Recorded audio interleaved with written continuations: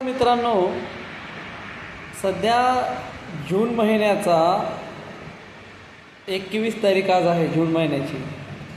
मला आठवतं की ज्यावेळेस आम्ही शाळामध्ये जायचो ना, तर 7 जूनपासून असा एवढा बेकार धोधो पाऊस पडायचा की शाळेमध्ये जाताना आम्हाला छत्रीचा वापर करावा लागायचा. ठीक आहे, शाळेत जाताना आम्ही छत्रीचा वापर करायचो की आम्ही भिजू नये म्हणून. पण आत्ता सध्या परिस्थिती वेगळी आहे, तुम्हाला दाखवतो. सध्या मुलं शाळामध्ये जाताना छत्री घेऊन जातात, पण ते पावसामध्ये भिजण्यापासून संरक्षण करण्यासाठी नाही. तर इकडं बघा,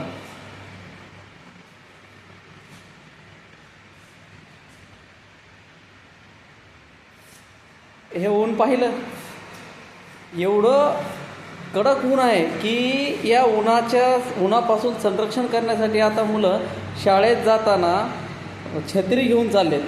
आमचा काळ वेगळा होता की ज्यावेळेस आम्ही पावसापासून वाचण्यासाठी आम्ही छत्रीचा उपयोग करायचो. पण आता सध्या उन्हापासून रक्षण करण्यासाठी लहान मुलांना छत्रीचा उपयोग करावा लागते.